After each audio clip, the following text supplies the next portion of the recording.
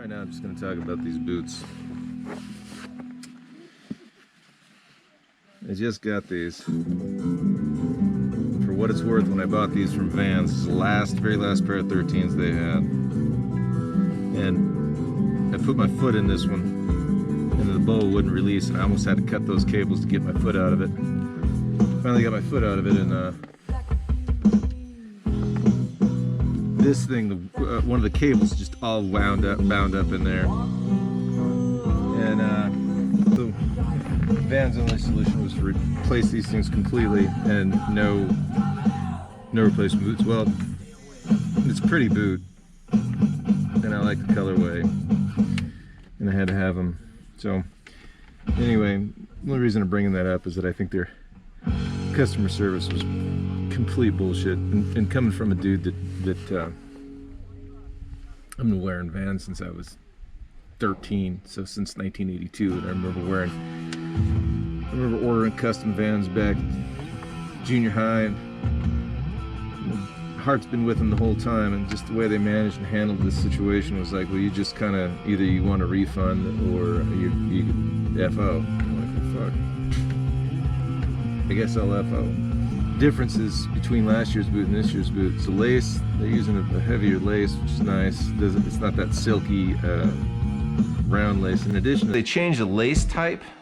In the 2021 boot, it came with these Vans laces that are like round and kind of silky, and they don't have any bite, but more importantly, that they don't have any bite. When you tighten them, they always want to slip.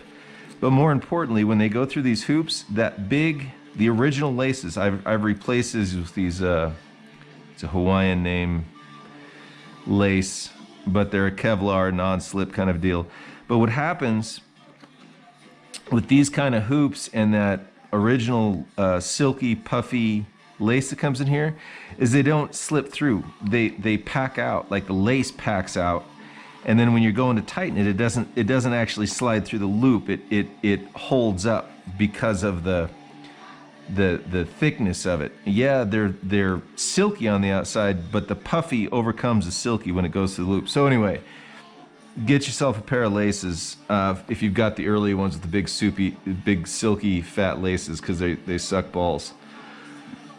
And the new ones came with this lace, which is an awesome lace. It's just like a big fat standard issue lace, but this works way better. I noticed it right away when I put these on. I cinched up the laces. This caved in around my foot. This one just kind of held position. The sole is different, but the sole is real different right here in the end, in this little toe cap right here. That's hard plastic. Like that's, I mean, maybe it's rubber. It's rubber. It's flexible, but it's not pliable rubber like this. And that's, dig in, you kick into snow when you're hiking in the backcountry and shit like that, and I totally get that. Also went to a different, in 22, 23, they went to a different fastener here, and I didn't see there being any problem with the other one, but this is, in my humble opinion, it's more bulky. I'm not sure, I haven't had a season with it or a couple seasons. I don't know if it functions any better, but it's bulkier, and it's bulkier in the tongue, in the flex zone of where you don't want any bulk. Anyway, the structure of the boot is really, I mean, it's really impressive. That stitching looks all right. I mean, they look manufactured in China, there's no question about that, but, and I'll go over the liners at another time. But this doesn't have any support. When you're talking about the strap, and you've got to understand that your binding strap goes like this, right? And this lower part of your binding, right here, through this part of this liner, there's absolutely, this is a couple millimeters of neoprene. That does not soften the binding strap on the top of your foot in any way. And in addition to that, my ankle, for what it's worth, this is how it rides in there.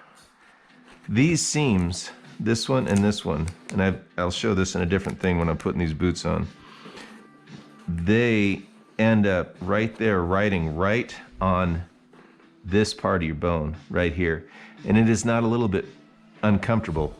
It's actually painful, especially when you got your boa tighten there and your strap tightening on that. So what I did is I had to, this is how they want you to run them, but I'd run it like this, and that way this seam runs on the outside, and you can actually see where the little bit of wear is right there, like that.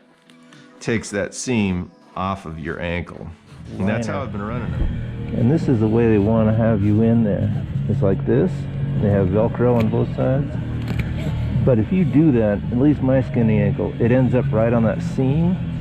So I fold that over this way, and that's how I ride these. So I started, if you're a Vans guy, and I'm a Vans guy, I started skating in Kyle Walker shoes a couple years ago, and they have the first time you put a Kyle Walker on, if you used to ride a standard flat Vans shoe, it's got a little bit of a slope, meaning your heel rides a little bit higher for this padding than the foot, and you get good board feel, but it's also good for running out of stuff when you're, you know, skating parks and stuff like that in concrete. You can run out of stuff and not really get stone bruises on your heels, which is nice. In there, and for what it's worth, like, and you know, everybody's different, but between this liner, which is, I mean, don't get me wrong, this is super comfortable, like, between that and this, when you put this on your foot in a shop, in a store, it's hard to not go, oh, that's nice, because it feels, I mean, it's like, I don't know, it's really comfortable. It's really comfortable, but you got a bunch of squish here, and now you've got a bunch of squish here, and then you got a bunch of squish here, and while it fits comfortable, it's not a very responsive boot. But I'm not ultra impressed in the liners. These are kind of cool, and here's an unusual thing, you know, the other boots, I've got about, I guess I got about 15 days in the other boots, and it took about 10 for them to break in the way I want them, and before I figured out how I wanted to flex things, and they're a lot softer than they used to be. Like starting in about 22 or 2020, they went to a different manufacturer liner, and they just don't have as much structure as the old liners did.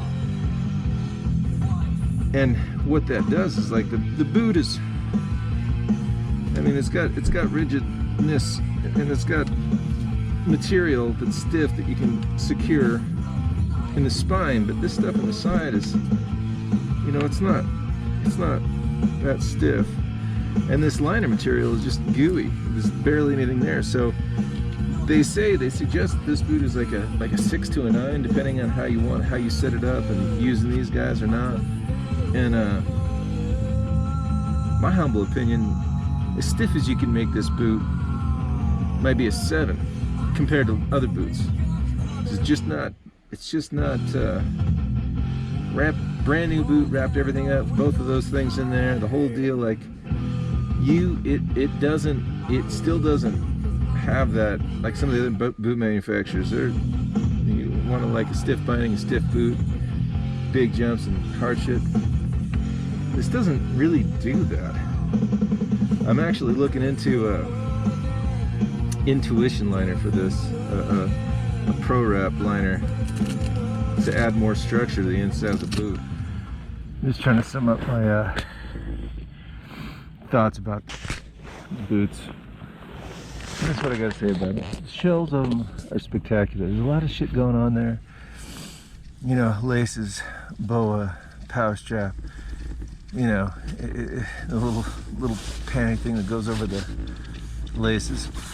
But structurally, the outside is fucking great. I mean, it's between both sets of my boots as of today, I probably got about 45 or 50 days between both of them, and they're wearing really well. Like the wear spots and the bindings and stuff, like they're wearing really well. It's not like having material that gets saturated with water, then gets soft and then tears due to, like, you know, binding stuff. They're really good that way.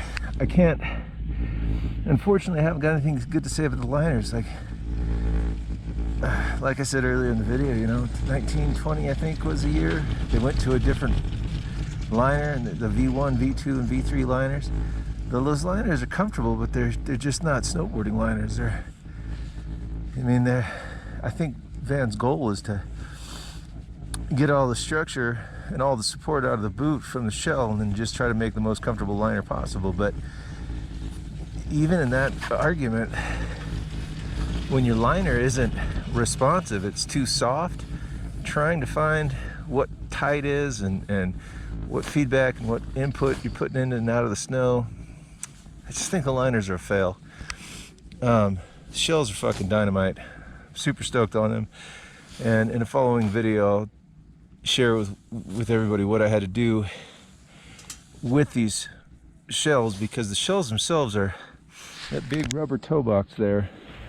It's a lot of structure, and if you've got a skinny thin foot, it's not going to consume enough volume inside that shell to keep you from sort of your foot kind of sliding around, migrating around inside the boot. So in my next video where I talk about foot pain, boot fit, things you can do for it, and particularly intuition liners, what I went to with these boots, intuition liners in these shells is like a match made in heaven. So a perfect fucking snowboard boot in my opinion. Anyway, would I recommend these boots? I'd recommend these boots if your intent is to go to an intuition liner, or you're just you're an intermediate rider, or or you're just not that serious about riding. They're a good, comfortable boot. The insoles are super comfortable, the liners are super comfortable. I mean, they're a comfortable boot to wear around, but if you're really gonna ride the shit out of stuff, they're not a boot to ride the shit out of stuff with. Anyway, just check them out. Great shell if you're gonna go to an intuition liner. It's an ideal situation. Peace.